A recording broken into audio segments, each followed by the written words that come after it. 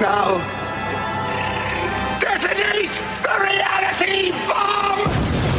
I will build a great, great wall. Some alien race to come down and threaten us. Is the singularity near? The truth is out there. The military-industrial complex. The 7 mountains of the influencers of culture. To be as gods, you know. Change has come to America. Catapult of propaganda. From a secure location on top of the ridge in the heart of the beautiful Missouri Ozarks, this is A View from the Bunker. Now, here's Derek Gilbert.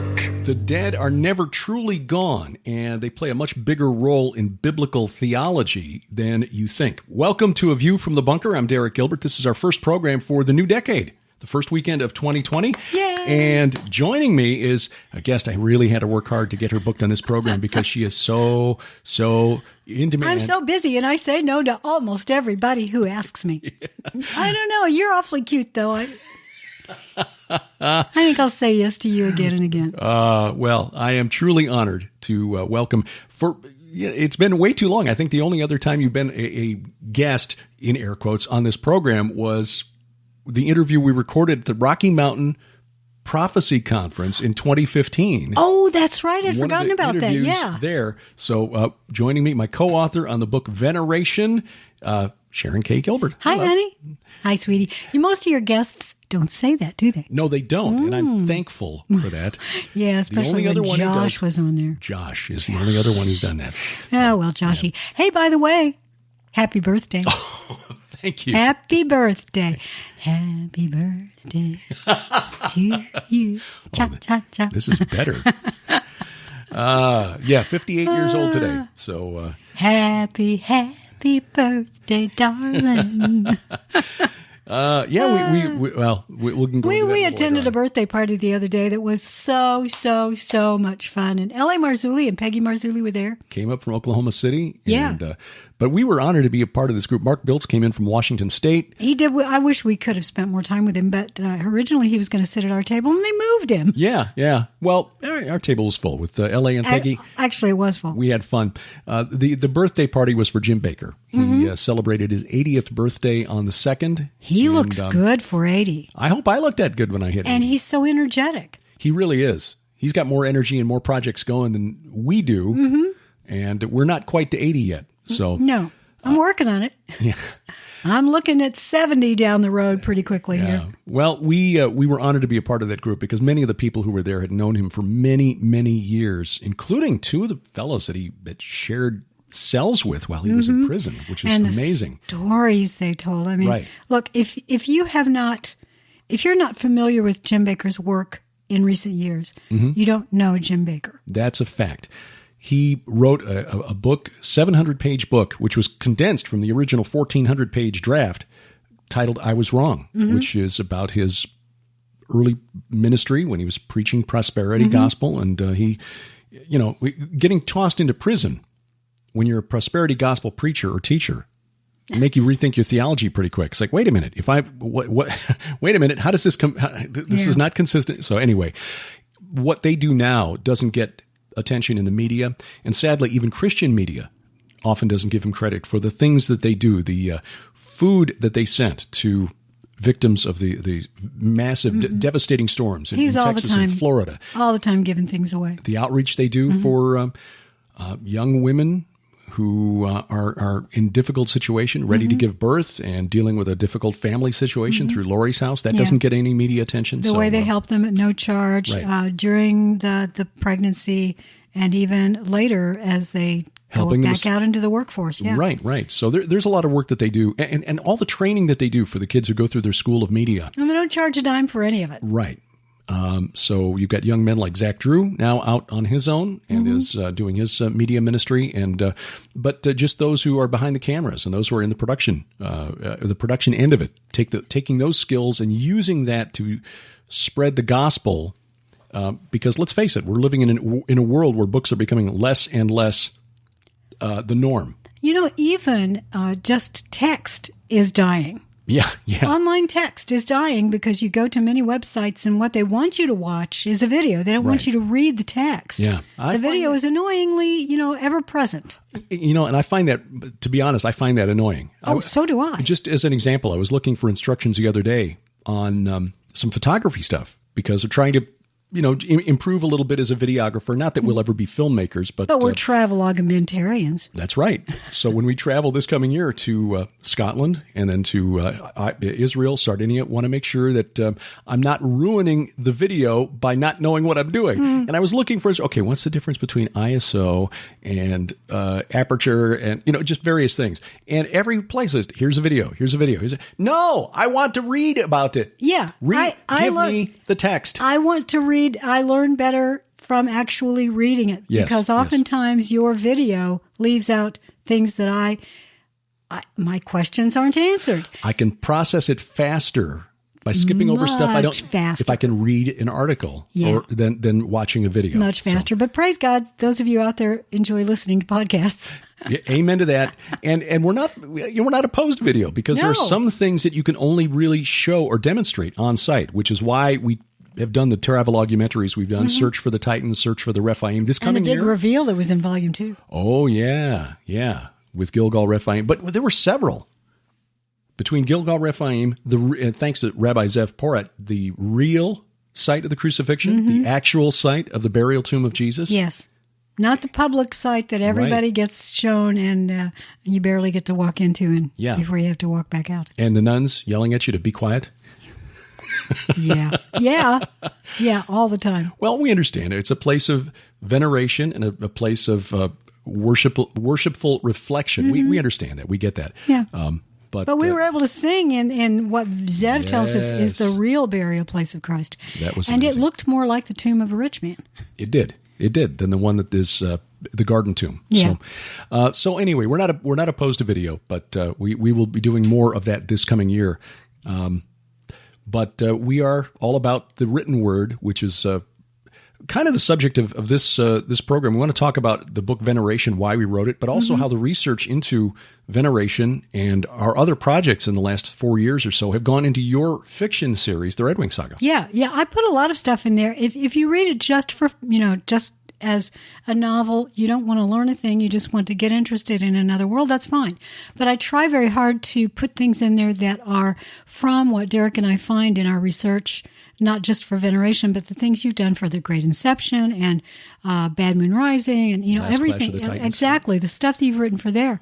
I include a lot of that and will continue to include a lot of that. And some of the stuff there are tiny, tiny nuggets in there that I bet most people don't pick up on. I'm betting you're right. If you're really paying attention and you've been digging into the scriptures and digging into some of the extra biblical texts like the Book of Enoch, or some Jewish angelology, Roman Catholic angelology, things like that, you're drawing from a lot of different sources, including that. So some of the characters that, the supernatural characters, I mean, you got a lot of historical characters in there as well. Men who were involved in the investigation of the Jack the Ripper murders, for example. Yeah, there's a lot of history, real history in there. One of the things that was mind-blowing, people's jaws drop every time I bring this up at a conference as part of the presentation, the connection between Mount Hermon and Jack the Ripper. Oh, Sir Charles Warren. Yeah. Yes. In 1869, I think it was, he found on top of Mount Hermon, he was up there surveying it for the military. He was part of the Army escort for the scientists who were there on behalf of the Palestine Exploration Fund, which was funded by the Crown. So this is an official visitation to the Levant. And he had been all over the place, including Egypt and down in Jerusalem. And while on Mount Hermon, he found a temple, Qasr Antar, and he found... Qasr El Bint. No, you're right, Qasr Antar. Qasr El Bint is at Petra. Sorry, right. You're right. Qasr Antar. Right. Yep. And he found a stela that everyone else had missed. The temple had previously been found. But nobody from the West had ever reported seeing this stela. It's like it just appeared. Right. Like a veil was lifted. Yeah. And it included an inscription in archaic Greek. So because it's Greek, it probably isn't any older than Alexander the Great's invasion. But I think that it shows that the Alexander the Great soldiers knew the story or heard the story and therefore wanted to put it down in a stone in honor of the very watchers that are mentioned. Yeah. In Greek, as it was translated by Claremont Ganneau, or is it Janot? 9 years of French in high school and college, and I still don't know. Is it G-E? It's Ganneau. Ganneau. Okay, Claremont Ganneau, who was a renowned Orientalist of 125 years ago, translated it in the early, I think 1902, 1903 was when they finally unboxed it at the British Museum. Officially. Yeah, I think it was. It was very, very early 1900s, Right. but I have it unboxed unofficially earlier than that. Yes. And you've got to read, was the second book. It was It's in the second Blood book. Rights. Yeah. Yes. So Claremont Ganneau translated it, and that was corroborated by the Enochian specialist from University of Iowa, George W.E. Nicholsburg, and roughly says, by the order of the Most High and Holy God, those who swore an oath proceed from here. And of course, that was the Watchers who swore a mutual oath to go ahead with their plan to take human wives and have children. They did, and this stela, when Warren found it, was about 4 feet deep. It was, about 4 feet high? But no, it was 2 feet deep. It was 4 feet high, 2 feet deep, and they had to shave it down to 4 inches, I think. Yeah. But they shaved it down so much that it threatened the stability of the stone, and on their way down the mountain, it broke in half. Right. And of course, that leads into Jack the Ripper. Yeah, what happened when it was unboxed in Blood Rights? Because as you and I found in our studies, and it gets into Veneration and also many of your other books, there are ancient tribes who believed that gods lived within stones. Right. And that really was eye-opening as we've been researching. In fact, that's why we wrote Veneration. It was your suggestion. You said, we've come across so much research for the previous couple of books, Last Clash of the Titans and The Great Inception, that veneration of the dead was really important in the ancient world. The pagan cultures around Israel, the Amorites, who dominated the cultures of the Near East, which is the lands of the Bible, essentially. If you're looking at a map today, that would be Iraq, Syria, Jordan, Lebanon, Israel, and then the neighboring parts of Turkey, Iran, and Egypt. That's what we call the Near East. That world was dominated by the Amorites from the time of Abraham down through the time of the Judges. And about that time, they began to lose control as other groups started to come in and take things over. But so when you see the word or read the word Canaanite, that's just a Western Amorite. It's like Chicagoite. Yeah. You're born there, you're a Chicagoite. Well, no, it's not my ethnicity. No, I'm German or I'm Italian or whatever. Right. Now you're Chicagoite. So the culture of the Amorites believed that their dead ancestors needed to be summoned through ritual meals once a month on the 30th, which is the night of no moon in a lunar calendar, and summoned by name to a ritual meal. This was necromancy. Every family had to do it. The oldest son was responsible for performing this rite, this ritual. In fact, it was so important that the heir of the family was called the pourer of water, because the meal involved bread and water, or bread and wine, bread and beer. Or the son of the cup. Son of the cup, sometimes. In fact, there's a scholar by the name of Nicholas Wyatt from University of Edinburgh who believes that is behind the story of Abraham's distress at not having an heir in the book of Genesis. Because it's a cycle. Right. You go ahead and I'll do this for you. And then when I die, my son will do it for me. And then his son will do it for him. Because if we break that cycle somewhere along the line, a lot of haunting is going to take place. Right. Haunting and smiting. If you don't feed the dead ancestors, they get angry. And the ancestors, for their part, are terrified that when they die, they'll be starved and have to eat dust and clay for eternity. Now, who eats dust? Well, that was the curse proclaimed on the serpent in the garden. I know, that's the thing. Yeah. Now, mind you, these are not the dead ancestors that were doing this. These Absolutely were demons. Not. Exactly. So the question then becomes, if these spirits aren't the ancestors, they're demons, where do the demons come from? And so we explore that in the book Veneration. The belief of the early church and the belief of Jews of the Second Temple period was that they were the spirits that proceeded from the Nephilim when they were destroyed in Noah's flood. And while the Bible never comes out explicitly and says so, in fact, interviewed a Bible scholar last night whose interview will play next week. Tim Chafee, who's written a book called Fallen, which is about the Nephilim. It's actually an expansion of his master's thesis for his master's of theology on the Nephilim. He went to a Baptist seminary and decided he was going to defend a thesis on the Nephilim. Yeah, that's brave. It was, but he did it successfully. And we discussed this. And he said, the Bible never explicitly says where demons come from, but I'm willing to entertain this idea. And I said, well, yeah, we agree. It's a working theory. We don't know this for sure, but renowned theologians of the early church like Irenaeus and Justin Martyr and Origen and Hippolytus all agreed that this was where they came from, Jewish writers of the Second Temple period. But the thing that's interesting, the one clue that we found in the Bible that surprised us was the parallel between the time that Noah was in the ark, Noah and the family were in the ark. We're told it was 5 months, or 150 days, rather. 150 days. Yeah, where the ark was on the waters before it came to rest on Mount Ararat. And that 150 days was the period during which the earth, that all flesh on the earth was destroyed, including these giants who were the hybrid offspring of the fallen angels and human women. So theoretically speaking, it took them 150 days to die. Theoretically, yes. We read in 2 Peter and in Jude that the angels who sinned, those who kept not their first estate or their position of authority, their rightful domain, who came to earth and propagated with human women, are now in chains in gloomy darkness until the judgment. So they were punished by being sent down to Tartarus, according to Peter. So they were down in Tartarus while their children on the earth were being destroyed for 150 days. Now, in a lunar 30-day month, that's 5 months. Right. That's exactly the amount of time that these things are let out of the abyss in the book of Revelation, and chapter 9. And are given permission to torment those who do not have God's protective mark on them. Right. So, again, that's not the smoking gun that says, yes, demons are the spirits of the Nephilim, but it's circumstantial evidence that supports the case. The other thing I think is fascinating is that the Greek poets who wrote about their religion, what we call mythology, also understood that that's where demons came from. Yeah, so, except that they thought that there were good demons and bad demons. Right.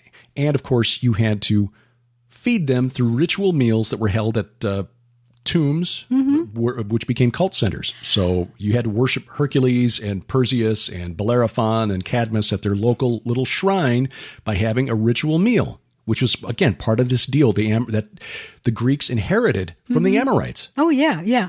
I don't think that, well, first of all, demons are disembodied.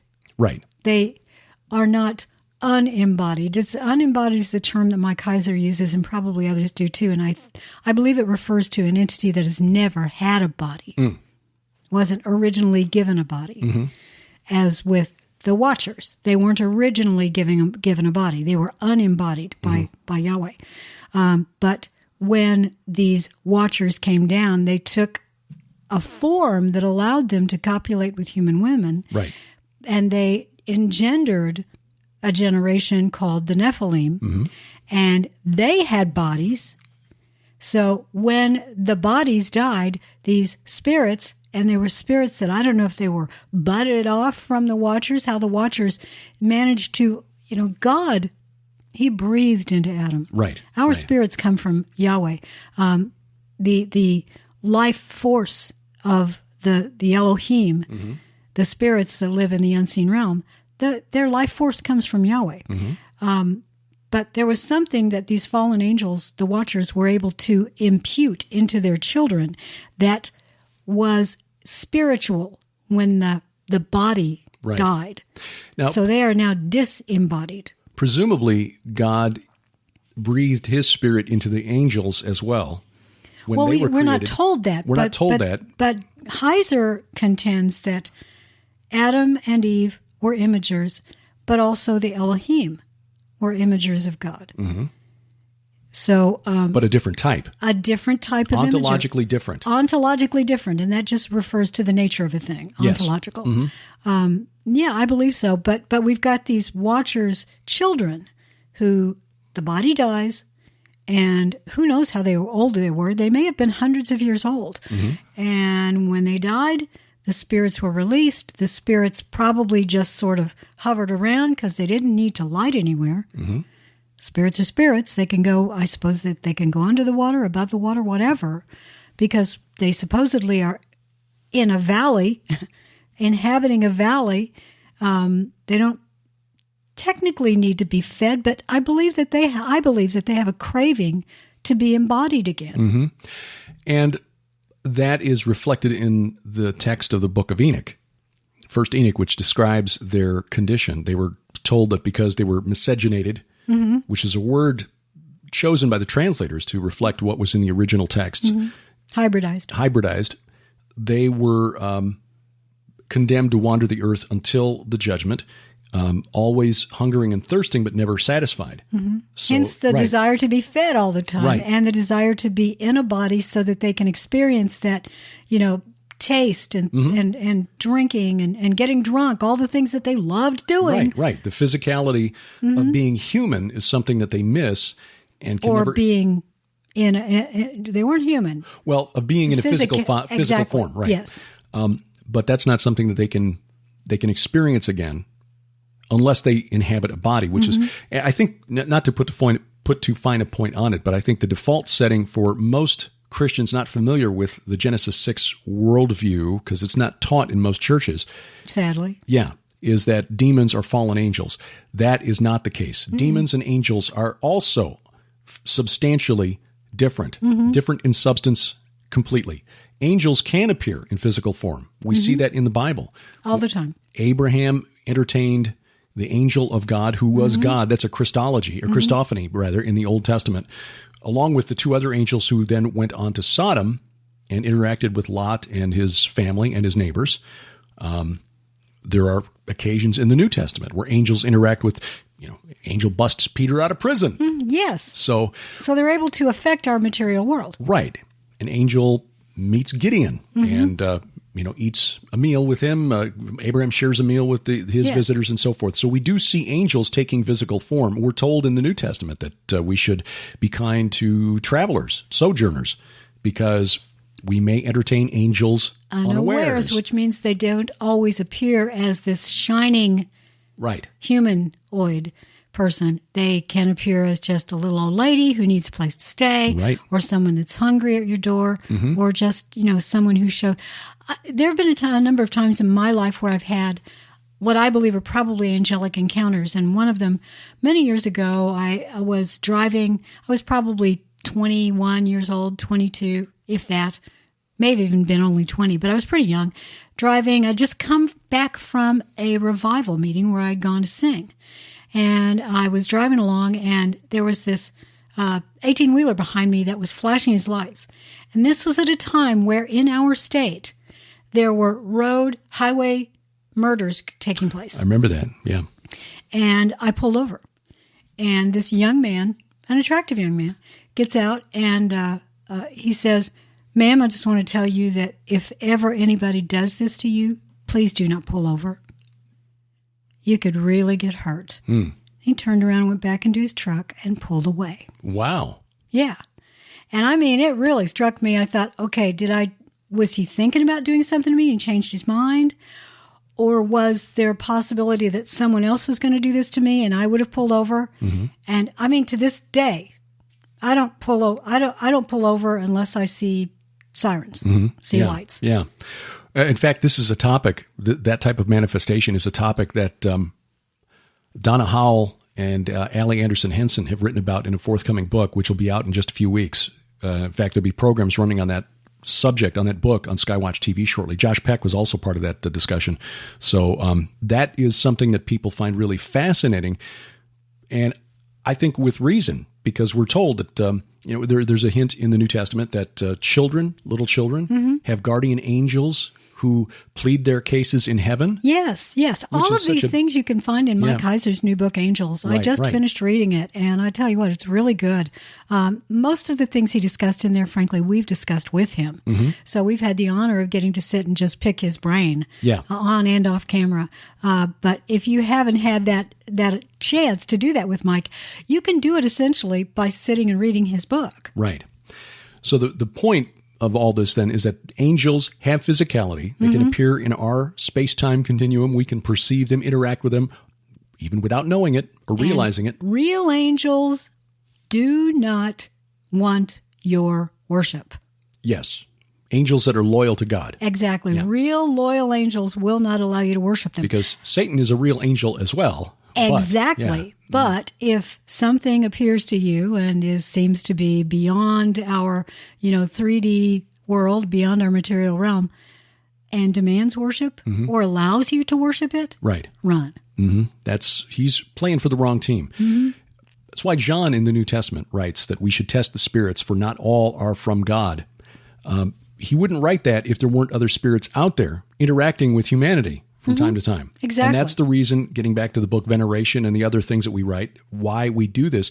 Now, how do you incorporate that kind of information, like what Mike writes in Angels, the stuff we read in First Enoch, the angelology of the Jews in the Roman Catholic Church? How do you incorporate that into as a fiction author into creating characters? How do you write them and imagine how they choose to exercise free will when they interact with humanity? Well, that's how you and I ended up writing Veneration in the first place, because the working title of that was Profiling the Dead. Yeah. and I said, we were talking one evening, and I said, this is the very thing that I have to do all the time, because some of my characters are supernatural. Some are loyal to God, to Yahweh, and that's simply the capital Lord, Yahweh. It's his name. When you see it in the Old Testament, it's in all caps, either the word God, all caps, or Lord, all caps. The actual Hebrew there is Yahweh. And there are some who are not loyal to him, to their creator. And so when I write these, because I have fictional, supernatural characters, some are loyal, some are not, and I have to put myself in their heads just as I do in the human characters and try to figure out what motivates you. What would you do in this circumstance? If you had been in prison for 5,000 years, what would you do now? Hey, go to Disney World. No. And so I said, essentially, I was profiling these fallen entities. And of course, as you say, in the ancient Near East mythology and in many cultures, these were the dead ancestors. They're lying. These are demons that are pretending to be your dead ancestors. And the dead ancestors demand that you feed them, demand in some cases that you worship them, because their goal is to resurrect one day. Right. And so they have to stay alive long enough to do that. And there are certain rituals that will help them to rise again. And so I have to write these, knowing that the Lord God created, that Yahweh has a plan that is revealed in part in our Bible, a plan for the eschaton, the end of all things, for his return. If I were a fallen angel or a demon, what would I do to try to circumvent that, to try to keep it from happening? Well, one way to do that is to mess with time. Or if you can figure out ahead of time what steps would take place that would end up with putting God's pieces into position, if we're using a chess analogy, if I know God's going to be doing these moves, then if I do these moves first, then I'll keep him from doing those moves. But the problem is, God works all things together for good. All things, even the steps of his enemies. He works all things together for good. I've even got a character in the Redwing Saga who says, why is it that God gets to work all things together for good? Why can't I work all things together for evil? So, trying to think like these characters, I said to you, let's just write a book. I've been having to do this for a couple of years now. Let's take what I've had to do and what you've written, and let's write a book about profiling, getting inside their heads. Yeah. And it turned into Veneration, which was Tom's title. I don't like profiling. Let's do Veneration. Yeah. And he was right. It's a better title. And the cover, by the way, is just absolutely amazing. Jeffrey Martis, who does all the Redwing Saga covers and all your book covers. He's the bomb. He is an artist. The interesting thing, you mentioned this, and I think this is a thread that in Christian theology that is kind of lost in the tapestry that is presented to us in most churches. Not that it's essential, but I think it's a key to understanding what the fallen is trying to accomplish, and that is the desire of these spirits to be resurrected. Yes. And we're not talking about the fallen angels now. We're talking about the spirits of the Nephilim, the spirits of the giants, the mighty men who were of old. And why do we know they want to be resurrected? Because God says you won't be resurrected. Right. And this is supported now by texts that have been found by archaeologists and only translated within about the last 50 years. And it helps to illuminate things that we read in the Bible that are weird. And as Dr. Mike Heiser says, if it's weird, it's important. There are places in the Bible, especially in the books of Isaiah and Ezekiel, which help understand some of the things that took place in Numbers that relate to rituals for the dead. The Israelites, when they came to Canaan, they were 40 years from being miraculously delivered out of Egypt, and they were already falling into the practices, these religious practices of devotion to the spirits of the dead. The Canaanite or Amorite rituals from the kingdom of Ugarit that were discovered only 100 years ago, and scholars are still working their way through these texts and trying to figure them out, show that the Rephaim were essentially is a name that applied to almost interchangeably with the Nephilim.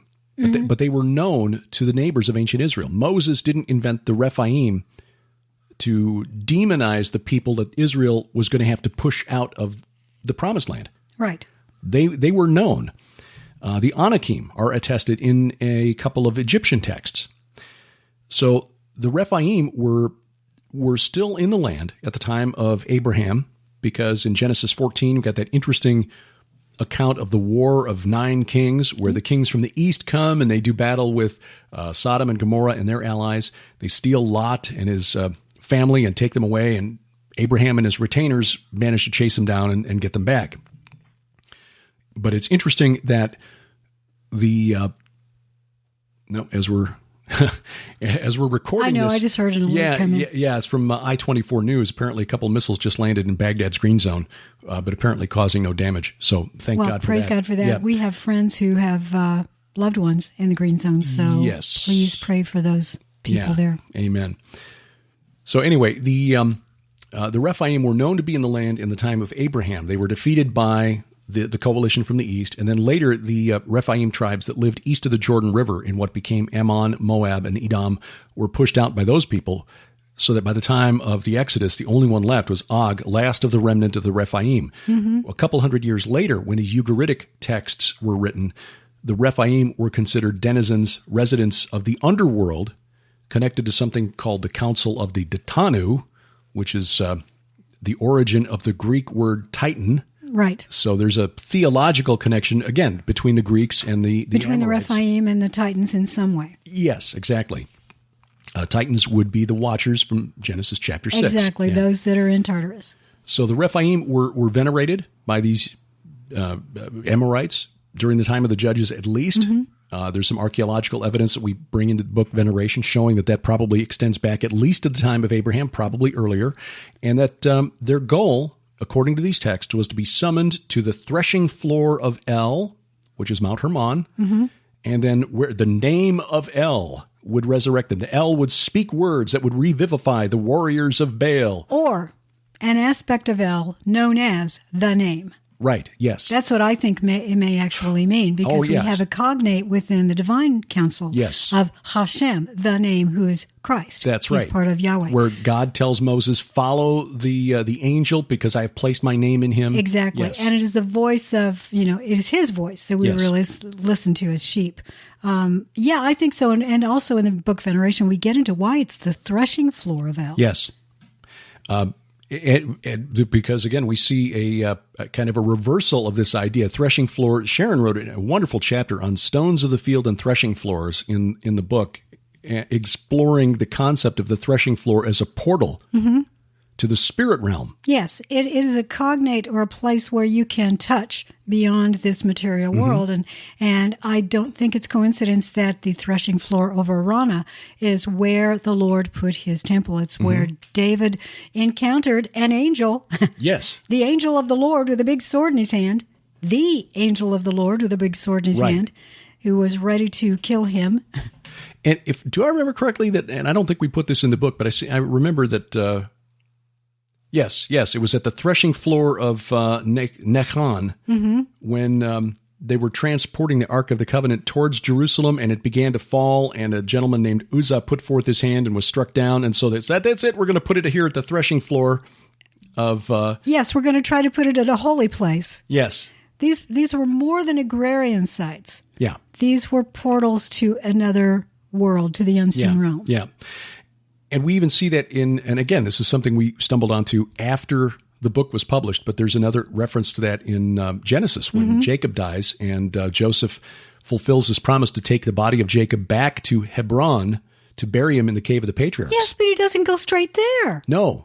Instead of going to Hebron from Egypt, which would be to the left of the Dead Sea, that's west of the Dead Sea as you're looking at a map, they go to the right of the Dead Sea and go up the King's Highway, where we're told that they mourn for some period of time at the threshing floor of I can't remember. I think it's something like that, but it's in that vicinity where modern day archaeologists have discovered what they believe is Sodom. Right. It's very close to Mount Nebo. Yes. In fact, it's within line of sight of Mount Nebo. Again, also close to Jericho. It is in the Valley of the Rephaim. Yes. Why would Valley he of the take, Travelers. Valley of the Travelers, yes. Valley of the Rephaim is That's true. Jerusalem. Yeah, these are the travelers. But essentially but it's the same Rephaim thing. are the travelers. That's my point. Right. It's the valley of these dead spirits of the Watchers. Not the Watchers, but the Nephilim. These demons. Why did he go out of his way and take a longer route? A longer route that, mind you, not only took longer, but was a big show because he had all of these Egyptian soldiers and mourners with him. They were making a big ruckus. Yeah. As they went along. They were essentially following a very similar route to what Moses would take later. And why go that way? Yeah, there's an extra biblical text that says, I think it's the book of Jasher, that says that Jacob had told Joseph, take me here. And as you do it, this is the order of my sons. This is the way that they have to be placed around my body as we travel. And it was the same order that the tribes are placed in around the Ark of the Covenant. Around the temple. Yeah. So in other words, it was almost like this was a holy caravan that was moving. Yeah, and this is in Genesis 50, by the way, the first 14 verses of Genesis chapter 50, the threshing floor of Atad, A-T-A-D. Good memory. Dr. Philip Sylvia, who's the scientific director for the archaeological dig at this site that is Sodom, Tal El Hammam. One that you can join, by the way, if you want to, as a volunteer. Yes. If you're interested in that, by the way, the website for that is digsodom.com. Pretty simple, digsodom.com. The location is about 6 miles northeast of the Dead Sea. Again, you can see Jericho from there. You can see Mount Nebo from there. You can see the Dead Sea from there. You can see the giant serpent on this, the brass. Yes, the bronze Nehushtan. serpent. Yeah. There's a gigantic one on top of Mount Nebo. If you've not been there with us or seen our video, it's pretty creepy. I think it's very creepy. Yeah. So anyway, Dr. Sylvia pointed out that Atad is a word that means thorns. And at the time of Joseph and Jacob, this would have been what they found is that according to their scientific their research there at the site, that something caused an air burst over the north end of the Dead Sea around 1700, 1750 BC, which not only destroyed the city, which is up on a hill overlooking the plain between Mount Nebo and Jericho, it splashed up enough salt water from the north end of the Dead Sea that it actually reached this hill and doused it with hot, superheated salt water. Exactly.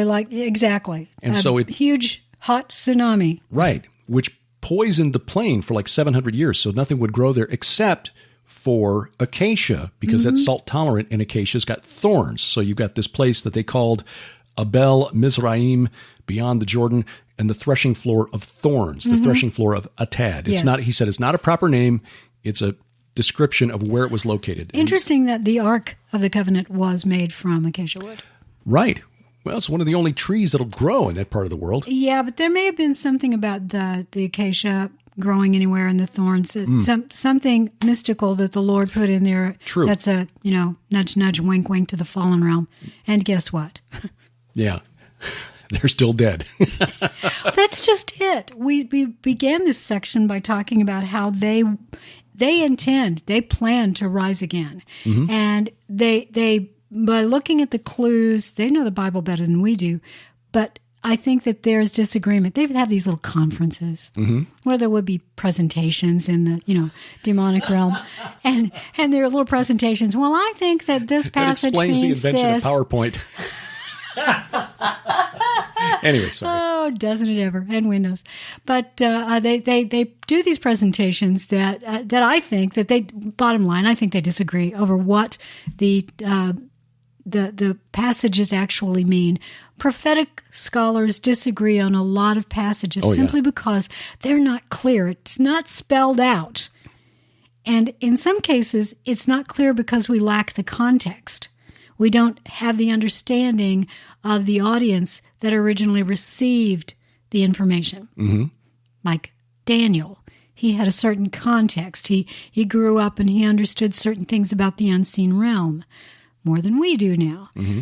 So things that were told to Daniel, he would have understood a little bit better. Plus, he would have seen some of them take place because when, in order to confirm a prophecy, there was always an immediate fulfillment of some kind. Then that's the already. And then there's a future day of the Lord fulfillment. That's the not yet.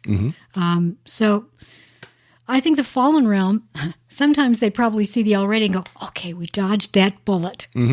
And somebody, wait a minute, what about the not yet part? Shut up. There is no not yet. We can but what if there that. is? Yeah. What if there is? Could it mean this? And I don't think that they agree on it. Therefore, because Yahweh is the captain of the hosts, he is the best general ever. He is not going to spell out his plans to his enemies. He's given us enough information that as we see it take place, we recognize it, and we can therefore be prepared. We can react appropriately. And the best reaction is stand and let the Lord, let him wield the sword. Exactly, because Pray. the sword is his word. Exactly. But because they don't understand it all, I think that they're constantly trying to prepare for what they believe the next step in prophetic fulfillment is. One of the things that you bring out and you're going to dive into more in forthcoming books in the Redwing Saga, and you hinted at this earlier, time. Yeah. And why is time important to the way history unfolds, and why would the fallen realm be interested in trying to get around that limitation? There's a sneaky little verse that a lot of us are, sort of squabbling over. It means this, it means this, it means this. It's that the man of sin, the Antichrist, will seek to change the times and the seasons. Right, assuming that means the calendar, the schedule of feasts and festivals. Exactly. Right. That's probably the correct way.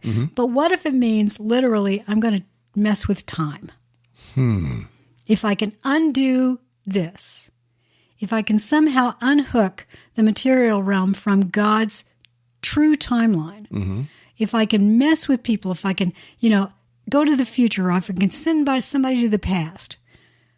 Gary Stearman, in his book, Time Travelers of the Bible, argued that the Hebrew prophets were brought out of time so they could see into the future. Oh, yes, I think they were. So what is that not an ability that the angelic realm possesses? I mean, do angels have the ability, like God, to see various aspects of time? I think they can, but I don't think that they have the omniscience that the Lord does. He's the only one that sees everything. It's possible that if you stand beside the Lord's throne, that you're in a time-free zone that only He can take advantage of. But standing within the time-free zone gives you better vision into what's happening, and you might be able to see a lot of things like you're looking at a ton of movie screens that you can see the past, the present, and some of the future. But he sees it all at once. The Lord understands everything all at once.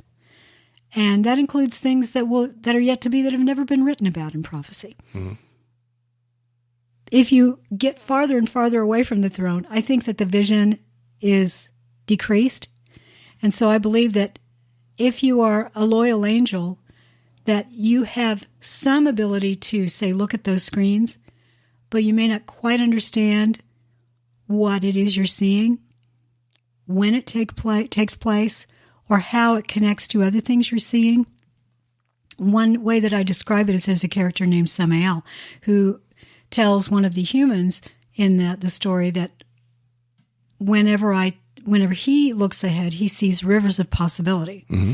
And some are brighter than others. And the ones that are brightest are the ones that are most likely to take place, the ones that will really occur. But the others are possibility. And the reason he sees possibilities is because of human free will. One way to to fix times, to direct time according to your desire, if you're a fallen entity, is to remove human free will. Okay. Then you have only one possibility. Interesting that that's a common topic of discussion among modern day philosophers and theologians, whether or not free will is real. Yeah. Yeah. In my series, I have a theoretical, and I've not really gotten into it a whole lot yet. So if you are a reader of the series, spoilers ahead, that there are locks on time, that there are places where that no matter what human free will takes place, this is going to happen. The Lord has ordained it, and nothing's going to change that. So if there are a way for the fallen realm to unlock time, mm-hmm.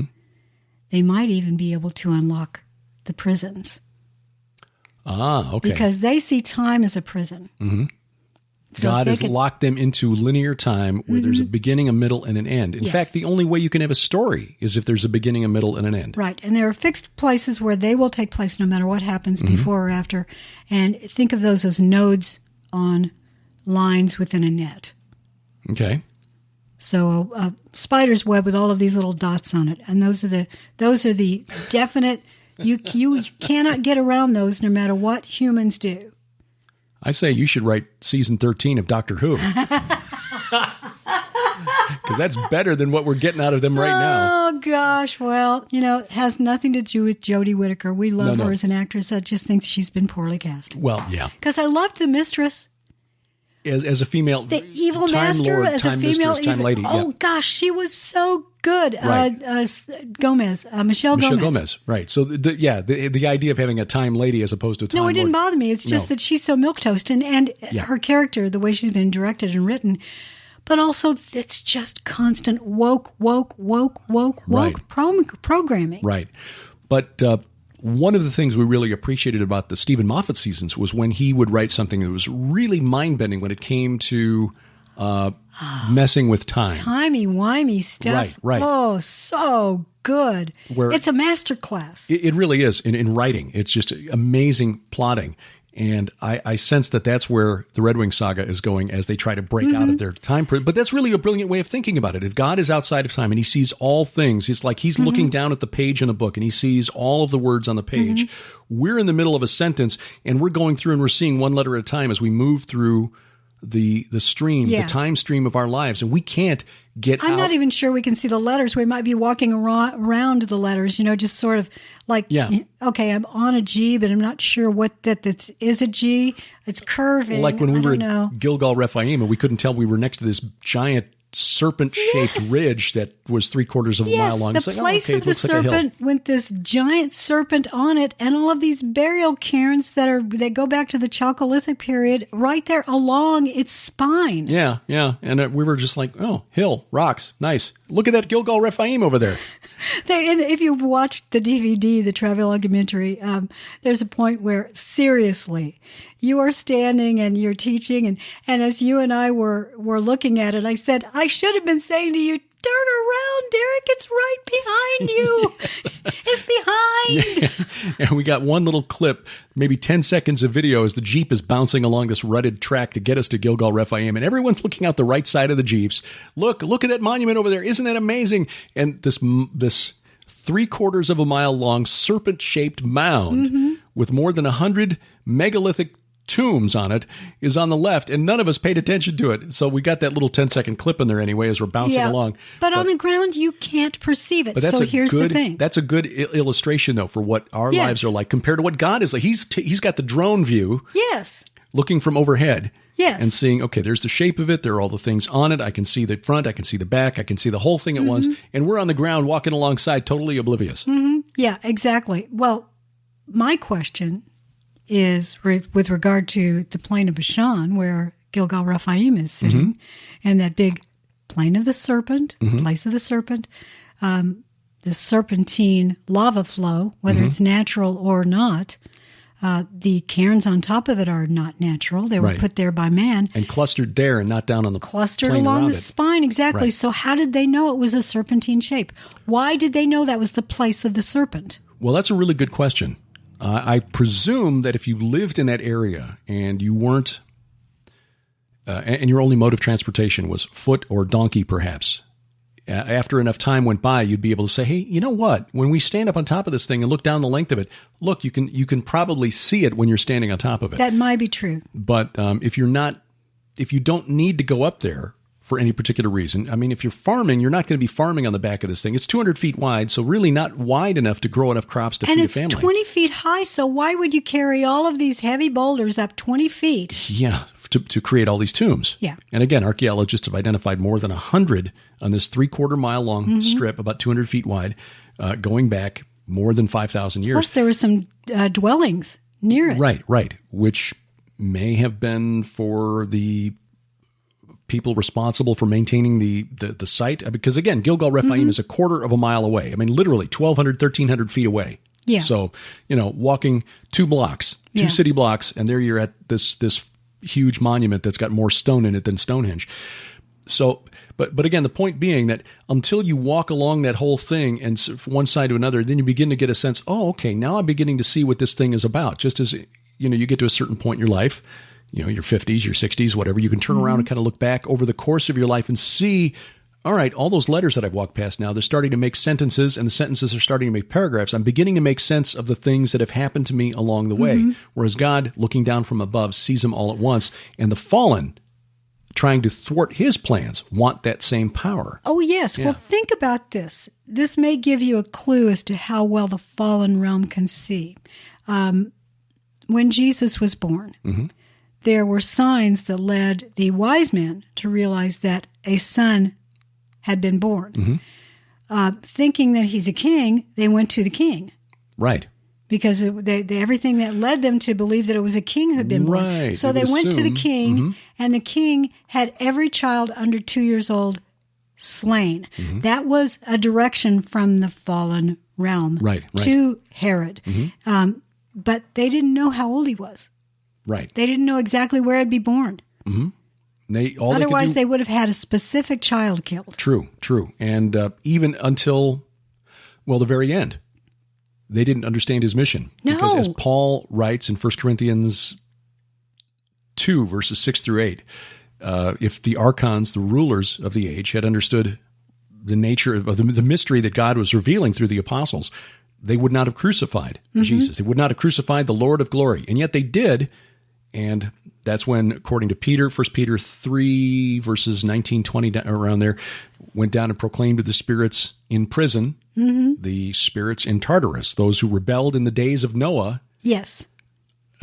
Hey, fellas, I'm here, but only until dawn of the third day, and then I'm getting out, and you're still dead. Well, exactly. They will get their time. Yep. That abyss is going to open up one of these days, and they will get their time, but not yet. The Lord did tell them what he planned to do. And as my character Samael sometimes says in the Redwing Saga, it was both a test and a trap. Yeah, that's a brilliant way of describing it. And they fell for his trap. And he again, went up to Mount Hermon that we talked about earlier with Right. Charles Warren, who was the commissioner of police, the Metropolitan Police, and during the Jack the Ripper killings. But he went up there, and who appeared with him? Moses and Elijah. Yeah. And he appeared, and he essentially said to the fallen realm, as you say, I'm here, come get some. Exactly. And he went from there to Jerusalem. So he was signaling, send up a Right. flare into the fallen realm. Yeah. I'm here, what are you going to do about it? Tempting them to come and kill him. Right. And they just couldn't resist. I know. And But what's why brilliant- Moses and Elijah? Well, that's a brilliant thing. And this gets back to the idea of resurrection. Mm-hmm. As we read in those Ugaritic texts, the Rephaim texts, that they are summoned to the threshing floor of El on Mount Hermon, where the name of El will revivify the warriors of Baal. Remembering that in the New Testament, Jesus identified Baal, Beelzebul, means Baal the prince. Zeus in Revelation 2, the great altar of Zeus at Pergamum was Satan's seat, where Satan dwells.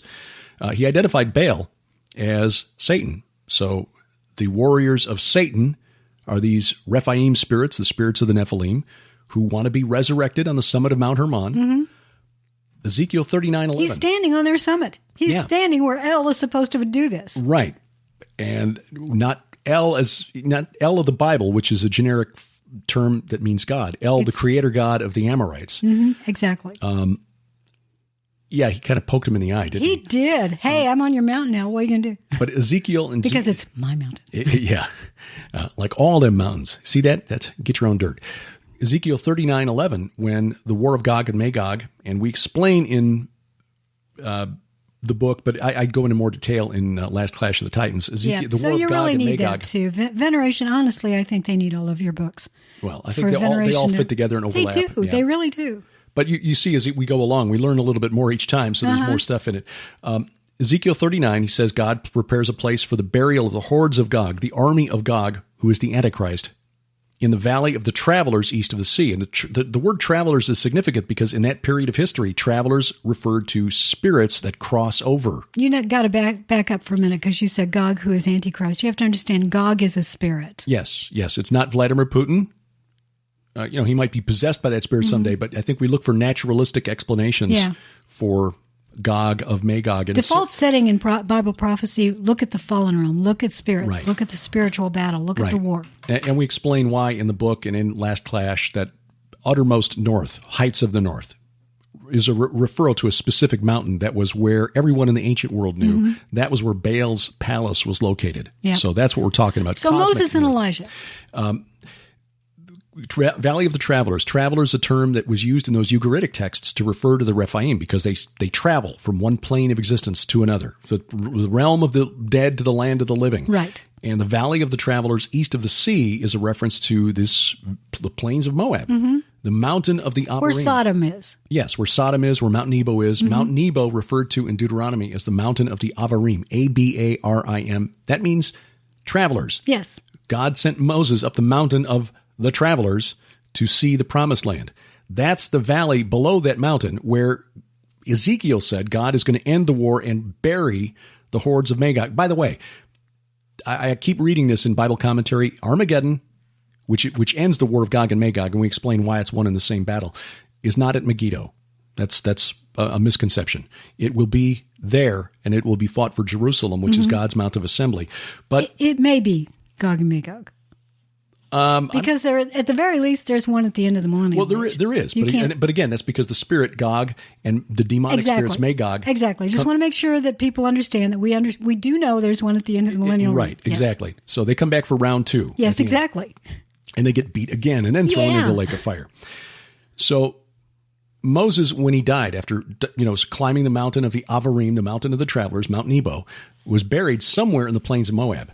And according to Deuteronomy, nobody knew where the tomb was, where he'd been buried to that day. But Jude tells us that the archangel Michael contended with Satan for Moses' body. And as you pointed out, it was likely because Satan, who was, according to Isaiah 14, cast down to become Lord of the Rephaim, the shades that rose up to greet the rebel from Eden. They weren't the shades of the dead. The Hebrew is the Rephaim, rise up to greet thee. Right. Satan thought, okay, he buried him in my territory, the valley of the travelers, the valley of the Rephaim. This belongs to me. And Michael's like, nah, The Lord rebuke you. So Moses, who was buried there, was one of the two that Jesus brought with him, along with his 3 disciples, but one of the 2 who appeared with him on Mount Hermon. The other was Elijah. And this, after we wrote the book, after we went to Israel, this finally occurred to us. It's like, hey, wait a minute. Where was Elijah? Where was Elijah caught up to heaven? Right there, after he crossed the Jordan River at Jericho. The same location. Mm-hmm. Something about that location right there between Jericho and Mount Nebo is spiritually, supernaturally important, almost as though it's a portal. And I think that was a sign in the spirit realm. Look, these 2 guys who were connected to that place right there, the Valley of the Travelers, where Ezekiel says the whole war is going to finish, they were the ones who appeared with Jesus on the summit of Mount Hermon. It was a portal because the archaeologist who is now looking at Sodom, digging there, Tel al-Hammam or whatever it's called, he believes that all of the dolmens in the area, and there are lots and lots of them, they all seem to point to the same place. Right. What he believes is the temple. And it may be that they worshipped Baal Peor, the Baal of the opening to the underworld. Therefore, it was a portal. Exactly. And again, why did Joseph take Jacob there? Right, to mourn for 7 days at that location. Unless it was a poke in the eye somehow to the fallen realm, that they were ordered to go there. That's a really good point. Yeah. Yeah.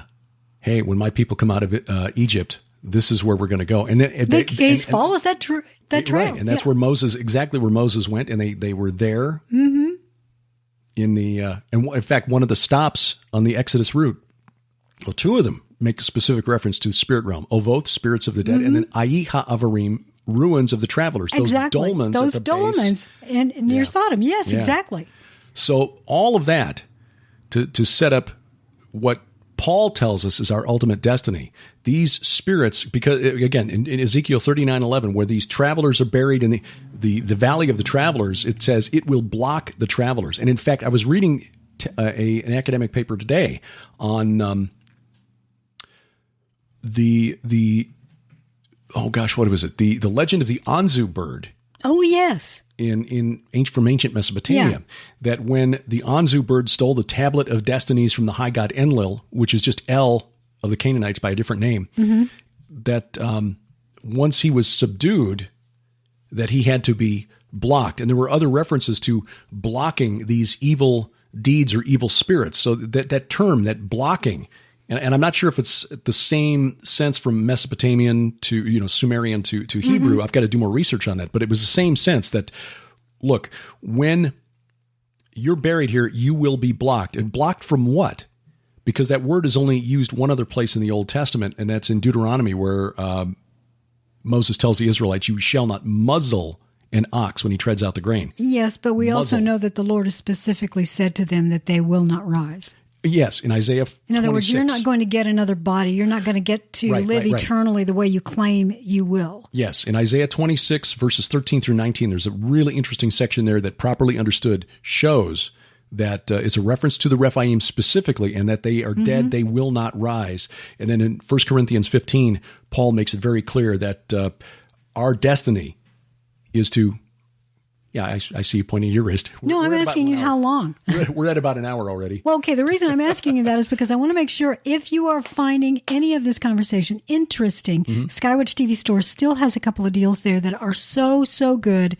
They can't last. For one thing, I don't think we're going to run out of books soon because thousands of people have ordered this. You can get our new book, Veneration. Plus, you're going to get that DVD we talked about from Wars of the Gods, Volume 2, where you get to see, Derek totally missed that there's a serpentine form behind him. Plus, you get Immortality in the Unseen World by Osterley, and it's a really great 19th century, early 20th century book. Yeah, that goes along with 1926. Oh, yeah. And it goes along with what we write in Veneration. I think he agrees with most of the things we wrote. Yeah, and he didn't have access to these Ugaritic texts. Exactly, and so he drew the same conclusions. That's really, really cool. Plus, you get book 6 of the Redwing Saga, Realms of the Dead. So if you already have all 5 books, all 1 through 5 of the Redwing Saga, all you need is 6, then this is your deal. It is only $35 donation. That's it. And I know that the store is opening again tomorrow because we've all been off on vacation for the holidays, for Christmas and New Year's. And they're going to start shipping things out again. But again, these have already been thousands of orders that have gone out. And we're going to run out of books soon. So if you need that order, tell them you want the $35 Veneration special. But there is another version of that you can get, and that is going to include all 6 of the Redwing Saga books. Now, it's a $100 donation, and I know that Christmas has just gone by, and you're all thinking, oh, gosh, I don't have any money left. Well, if you don't, I understand. Then get the $35 one and maybe try to get the other 5. Ask on is there another deal you've got that has the first 5 that's maybe really good? Because there are some. Ask them about it. But if you can do the $100 donation, you get all 6 Redwing books, you get the Wars of the Gods DVD, you get Immortality in the Unseen World, you get Veneration, and all the proceeds go to Whispering Ponies Ranch. This is the only deal that all the proceeds go to Whispering Ponies Ranch. Yeah, we are the publishers of the Redwing Saga. Yeah, Rose Avenue Fiction, that's us. And we've donated all of those books that are sold through the SkyWatch TV store to SkyWatch TV so that all of that... So they don't owe us anything for that. So they're not paying a dime for those 6 books. We don't make anything on those. We just donate it. Yeah. Now, Veneration, Veneration, Tom published that. That's different. So, that's different. But Rose Avenue Fiction, that's Derek, and we own that company. So we just told him, said, just take the books. Yeah. And it's because the work at Whispering Ponies Ranch is so important. Yeah, it really, really is. Also, if you prefer to go through Amazon, if you're overseas and you have a local Amazon English store, that can sell books that are printed in English, we are on most of the Amazon sites, the UK, the .au, the .ca, all of those. You can get all of them in print. You can also get Kindle. That's right. If you prefer a Kindle version. Yep. Yeah. So take it with you on your tablet or smartphone. And kudos to Kevin G. Summers, who does the layout for the books and for the Kindle versions, because they look really good in electronic format. He's so good at that, and he turns it around really, really quickly. And, of course, Jeffrey Martis doing our covers. He is truly an artist. Yes. So all of this about our ultimate destiny. Death is swallowed up in victory, and we shall not all sleep, but we shall all be changed. But the travelers, the Rephaim spirits, the Nephilim, the children of the Watchers. It's like whose children will be standing at the last trump. Exactly. That is exactly what it's all about. Yeah. By the way, Death Swallowed Up in Victory, that is a poke in the eye at Mott. Yes, the god of death. Yeah. Who had an insatiable appetite. Yeah. And would have eaten everything, including the stars, given a chance. Yeah. And instead, death is swallowed up in victory. Paul quoting the prophet Hosea and knowing the cosmology, the religion of their neighbors. They understood that this was a poke in the eye of their neighbors. So, yeah, there's a lot of stuff in there. And it just gets more exciting. We're looking forward to an exciting 2020 and more research into more stuff. Tell you what, we will tell you about our Israel tour and how you can be part of that in just a second. And when we come back, we'll tell you about our other conferences and things that are on the schedule. And our projects for 2020. Yeah, when A View from the Bunker continues after this.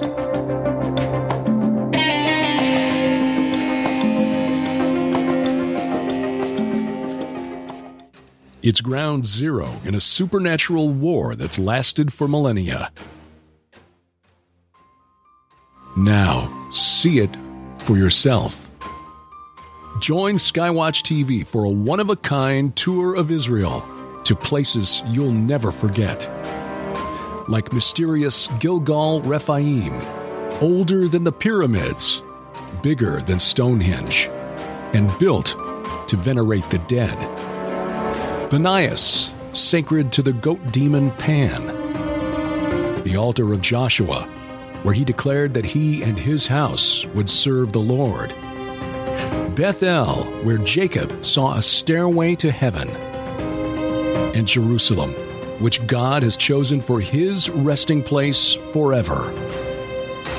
SkyWatch TV's Derek and Sharon Gilbert and special guest Messianic Rabbi Zev Porat lead you through the Holy Land from Mount Hermon to the Red Sea, with teaching along the way. And as a special bonus, a 4-day optional extension to Sardinia to see the ancient ziggurat of Monte Dakoti, megalithic tombs of the giants, and the Tophet of Taros, where children were sacrificed to the dark god Baal Hermon. Or if you want more time in Sardinia, join us for our separate 8-day tour of the mysterious island.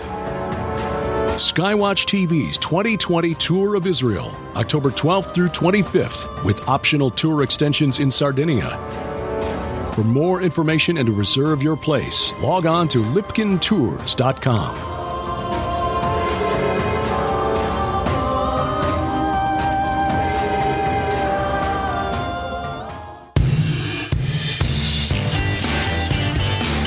Driving the internet to think. That's what we do here at A View from the Bunker. I'm Derek Gilbert. Sharon Gilbert with me as my guest for the first time in way too long. Hi, sweetie. I love you. And we're talking about, well, we've talked about the book Veneration. Well, thank you again. We talked about Veneration, but we got some exciting things on the books. Well, oh, yeah. I see promised. 2 books that we're co-writing this year. Yeah. So one is essentially a follow-up. Well, it was really inspired by the Israel tour from this past year. So if you can join us in October and we can take you to Gilgal Rephaim, this time we will see the Serpent Mound. Yes. And in fact, we're going to try to go back there, just the 2 of us, in April or early May, because we're going to a conference in Scotland that we'll tell you about in a minute. So if we get to go there with Aaron Lipkin in the spring, we will try to get on-the-ground footage and drone footage of the serpent. Yeah. So we're looking forward to that. Hopefully we can talk with the archaeologists or at least one of the archaeologists who did some digging there just a few years ago. Yeah, because Aaron knows everybody. He does. So that will be an exciting part of the October tour. And it's October this year instead of May because May, we found, was just way too hot last year. Now, here's what we're going to do. From now on, we're going to go, our plan, Lord willing, is that every 18 months we're going to go to Israel. So in 2022, it will be in May again. So if you prefer to go in the spring, then wait till 2022. But if the fall sounds really good to you, October of 2020 sounds great. Be sure you vote in advance because you can vote early. You can, if you're going to be out of town, and we will be out of town when the voting takes place. But because I want to make sure that we vote for Trump. Yes. But we're going to get to see all those things and many, many, many other things. Plus, the extra this year in 2020 is Sardinia. Yes. If you haven't been to Sardinia with us, we went a couple of years ago. We have to go back because the architecture there and a lot of the connections to the Levant are just off the charts. So more information online at skywatchtv.com/Israel tour. So if you check that out, you'll get all the information about where to go, and then links from there to Lipkin Tours website. Yep, how to put down your deposit, when the payments are due, what you have to take with you. I mean, there are lots and lots of things. We would Itineraries. love. Oh yeah, and guess what? Donna Howell. Oh yes. And Allie Anderson Henderson. She's remarried now, so it's Henson. I love her husband. He's so neat. Randy's cool. He really is. So Allie and Donna are going to be with us. Randy gets to carry a camera. He does. We're going to give Randy a job this year. Little does he know. And both Allie and Donna sing. And we are, one of the places we're visiting is where the film Jesus Christ Superstar was made. Right. And you better believe they'll be singing there. Yes. Also, if we get to go to, because Rabbi Zev Parat and Lynn, his wife, are going to be with us as well. We will very likely go to the real crucifixion site and the real burial site again and get to sing in that tomb again. Yeah. The echo. Oh, it's it is quite an experience. Yeah. Because you can barely talk in the official one. Right. In this one, they let us sing like crazy. Yeah, it's essentially the basement of the Pater Noster Church. Yes, but it's not a basement. It's an actual tomb. It's a tomb. And there was one time a stone that has been moved. Right. So that's coming up in October. And again, we're just mentioning it now because need to plan ahead because they got to book, hotel rooms and stuff. Yeah, but before that in September, we're going to take a cruise up to Alaska.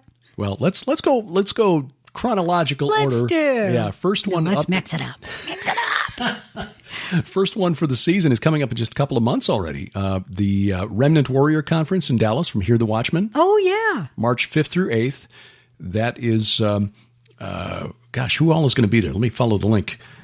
Besides us, L.A. Marzulli will be there. Dr. Michael Lake will be there, of course.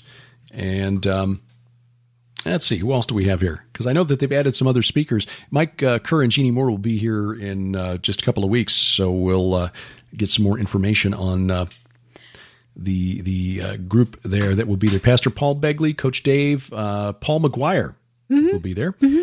And this will be a little different rather than, because it's going to be at the same location as previous conferences in Dallas, the Hilton DFW Lakes Conference Center in Grapevine. But rather than having it in the conference center, they're having it in the theater there. So it's going to be a little smaller, a little more intimate, but better seating. Yeah. You get your nice, theater type seats instead of having to sit on the folding chairs. So there's that. And as with the previous Hear the Watchman conferences, if you use the promo code Gilbert20, Gilbert20, that gets you $20 off the tickets. The early bird discount has expired, but if you use the promo code Gilbert20, you can still knock $20 off. So that's March 5th through 8th in And Dallas. eventually there will be streaming. I'd say in the next few weeks you're going to see registration for streaming available there, and you can also use Gilbert20 for the streaming and get 20% off. Right. So then that's March. April, we go to Scotland.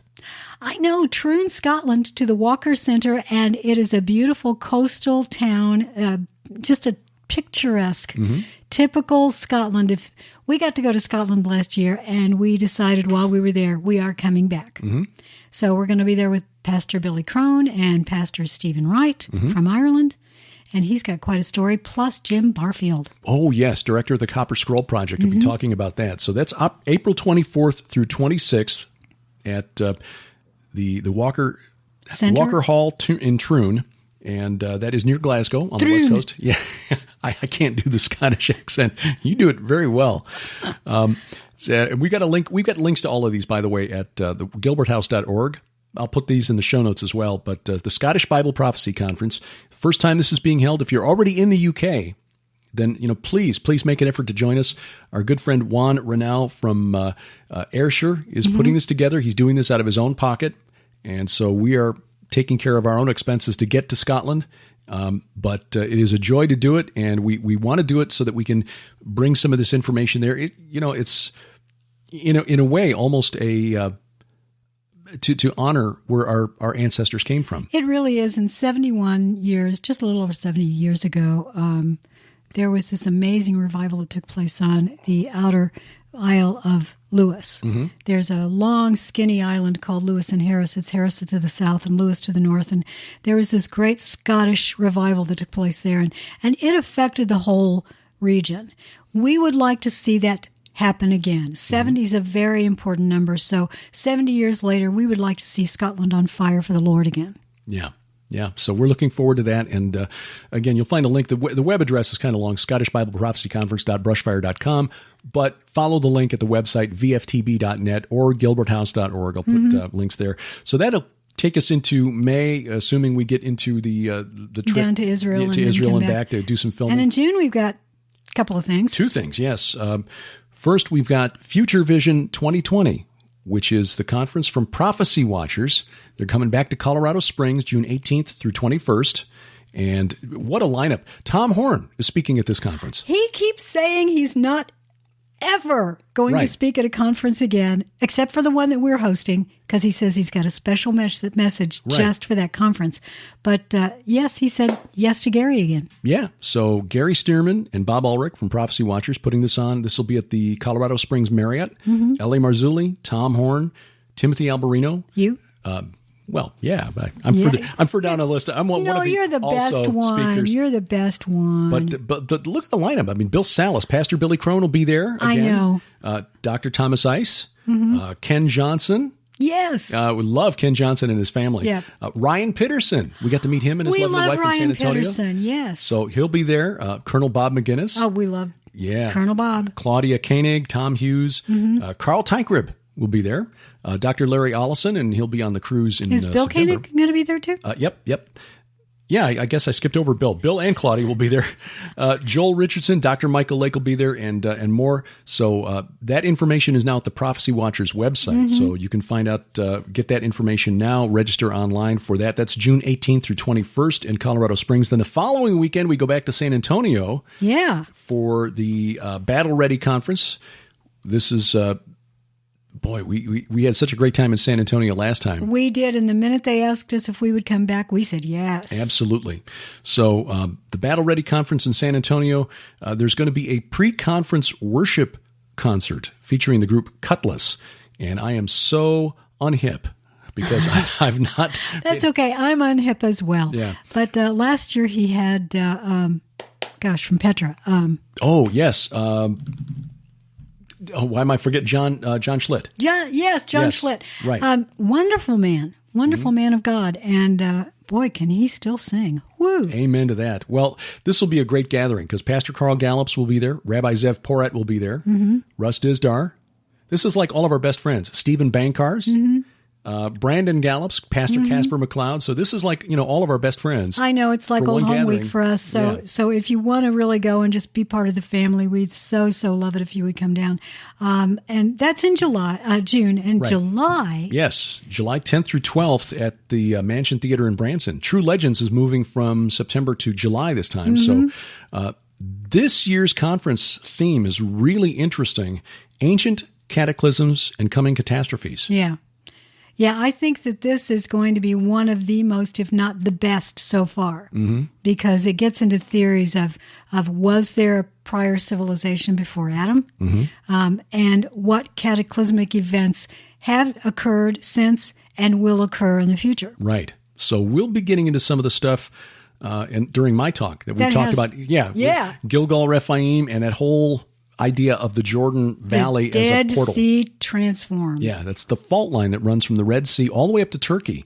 And you look at all of these sacred mountains and portals along that. So that will be kind of the theme of my talk. Still need to flesh that out. Yeah, that's going to be really, really Steve good. Quayle, Russ Dizdar, Gary Wayne, L.A. Marzulli, Carl Tykrib, and Dr. Michael Lake. Darren Geisinger will be speaking this year. Oh, Darren is so good. And if you haven't read his book, you really need to. Yeah, Zero G's, a wonderful use of fiction to tell truth. Yeah, you can tell really great stories and still teach. Stand 2020, that's our conference. That's sold out. I know it is, but if you are already attending, if you have one of those precious tickets and you would like to be at a banquet with Governor Mike Huckabee and Pat Boone and get to meet them, perhaps have your picture taken with them, then you need to call the SkyWatch TV store or go to the website and register for to donate to Whispering Ponies Ranch, because every $1,000 donation, and it can't be one you made in the past, has to be a new one, will get you a ticket to that banquet. Yeah. For more information,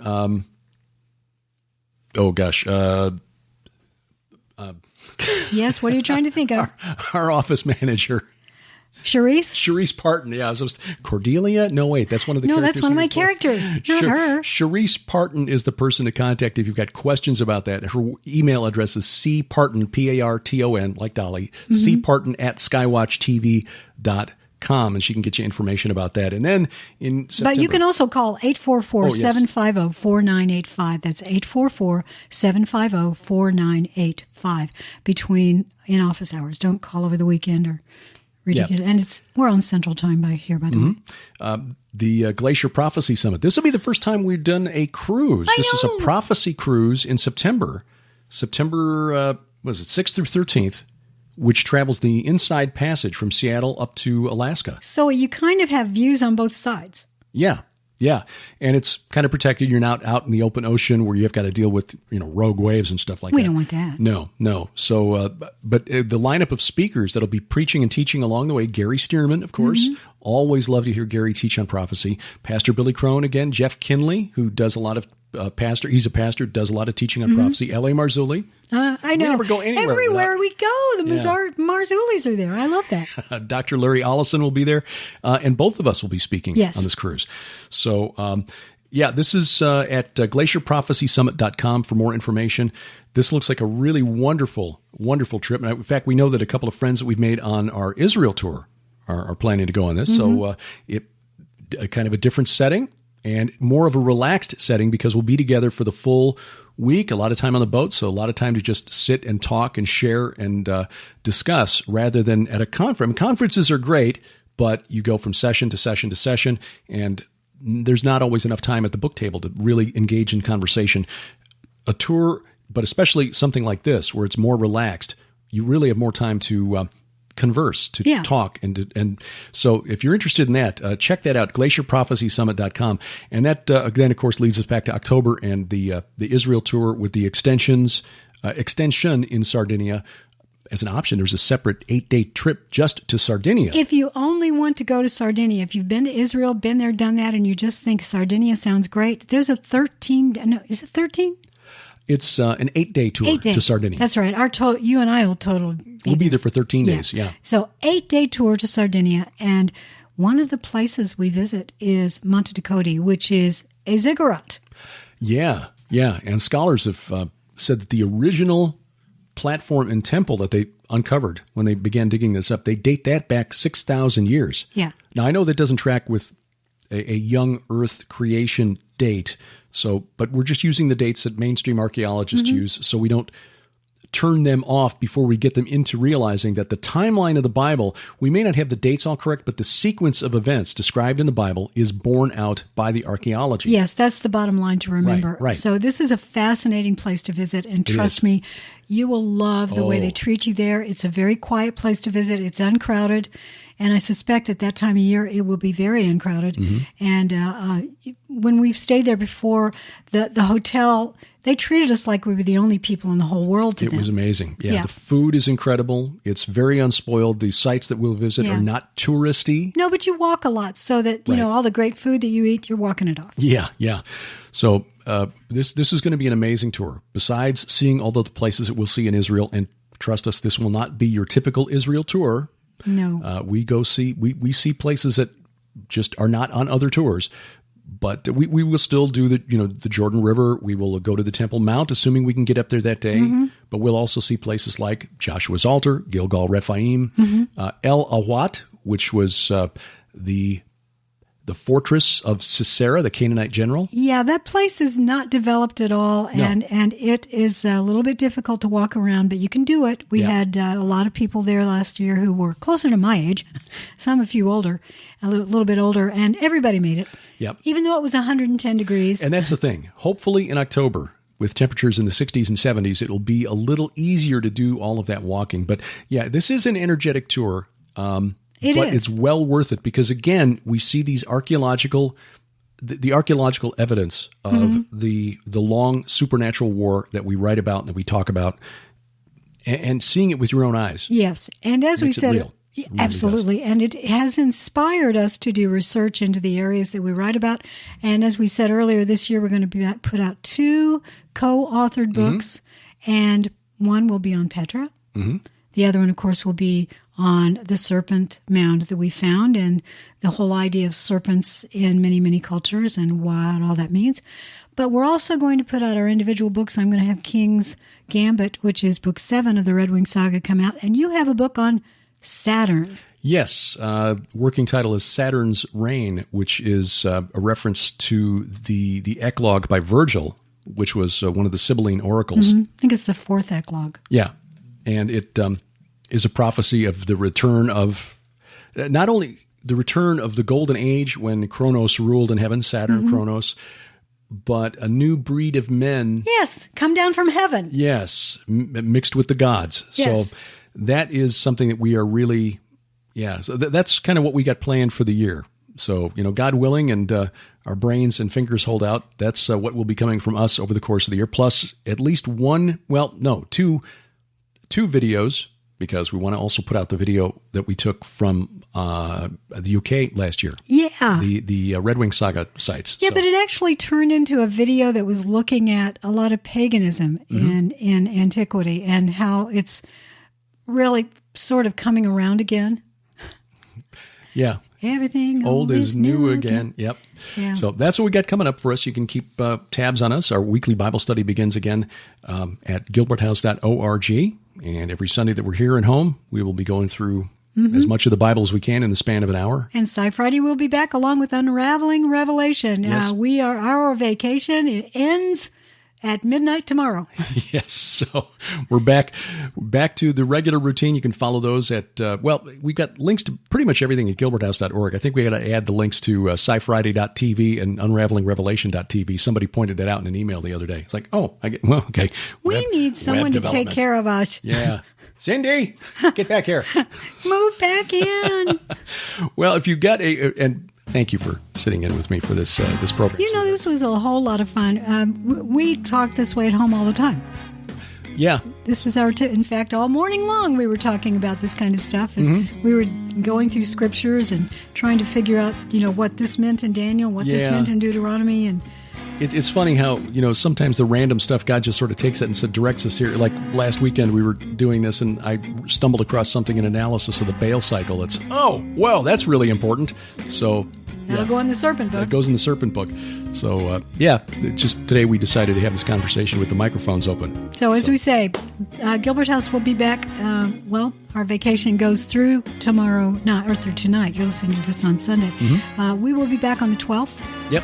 And as of next week, we'll be back with 5 and 10, Sci Friday, all the usual suspects. Well, we appreciate you listening to this podcast. Please, especially since it went long. Yeah, leave a review at Spreaker, Stitcher, iTunes, iHeartRadio, or wherever fine podcasts are sold.